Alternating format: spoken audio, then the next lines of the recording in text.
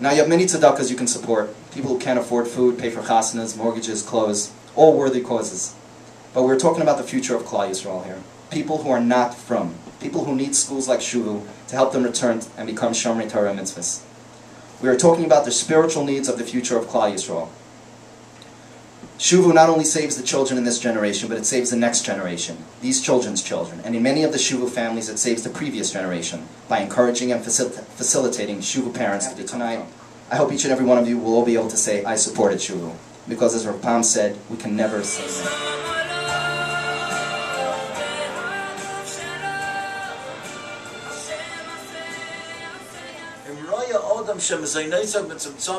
A person sees money is tight, yasam and tzedakah, she give tzedakah. What do you mean tzedakah? Just the opposite, it's tight.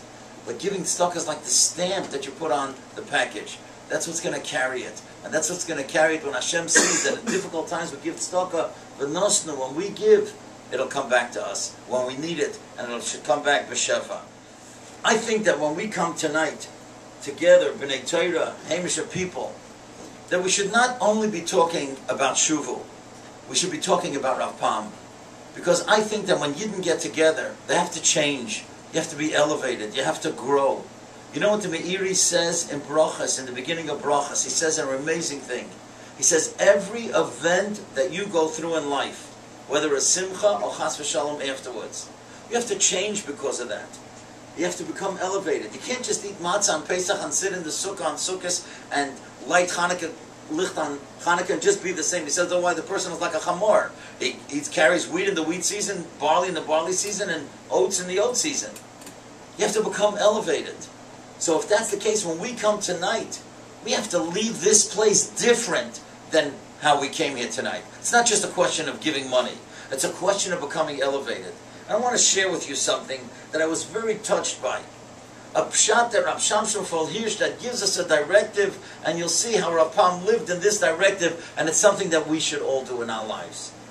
When the Eibusha says to Avram Avinu, "Ve'es chologoy godol," I'm going to make you into a great nation. V'avarechacha, and I'll bless you. V'gadol shemecha, and I'll make your name great. And then it says V'heyei bracha. Most people type V'heyei bracha means you'll become a bracha, you'll be a blessing. Rav Shamshon Hirsch doesn't teach it that way. He says the words V'heyei bracha is a directive. The other things were all the adjectives. He'll become great, he'll be a big nation, he'll be blessed. You have to become a bracha. You have to change the lives of other people. Every one of us here, and there are such capable people in this house and in this room, every one of us has to be a bracha for other people in Klal Yisrael. That's what Rav Shamshon Hirsch says.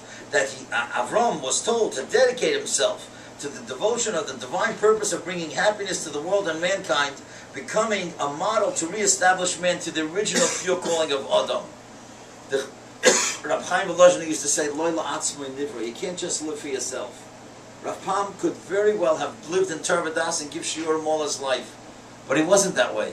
He was v'yei bracha. He spent hours with other people, being miyayitz them. He spent hours, and I have to tell you how much time he spent with Shuvu. And look what he accomplished. One person.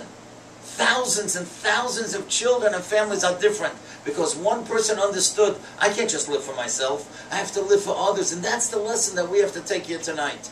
Besides helping Shuvu, what are you doing for Klal Yisrael? What are you doing for other people? We can't be selfish all our lives. We have to become people of V'heyei bracha, and that's what Rav Pam was all about. You know, it's very interesting.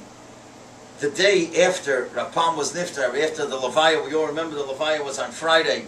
So right after that Shabbos was Parshas Re'eh.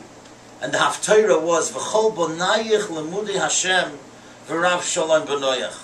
All your children will be students of Hashem.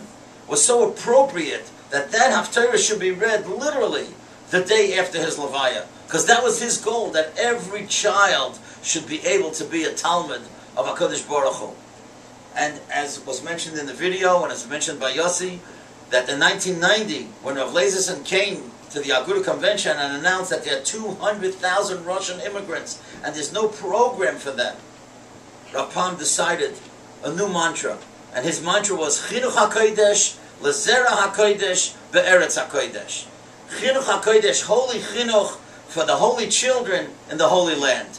That was his goal. And that's, of course, when we all know that he picked Avram Biederman, and then the rest, of course, is history. And you know something? It's an amazing thing what Rapam used to say. He used to say that when it comes to the inyan of Shuvu, there's no such thing as Meiser. At the minimum you have to give the Meiser, the most you give is a fifth. You can give even more because you're saving Klal Yisrael. That Gemara which says that you're not supposed to give more than a fifth, that it's not talking when you're talking about saving children in Eretz Yisrael. As a matter of fact, there's a famous story that there was a young fellow that Rapam knew. He made a fabulous business deal. He made $96,000 profit on that deal. And he came to Rapam, he said, how should I give this out? And he said, give the whole thing to Shuvu. $96,000 to no other institution to give to Shuvu. And then there was an Almona, also is known. Her husband left her with $20,000 to give out to charity, to give out to tzedakah. She came to Rapam, Rapam said the same thing. Shuvu is of such primary importance, you give the whole thing to Shuvu. Believe me, Rapam knew very well the Rambam that talks about giving to 10 different moistes. We all know that. But obviously he held that this is such a sakana if we don't do it, because these children will go to Timyain and who knows what could be with their future generations.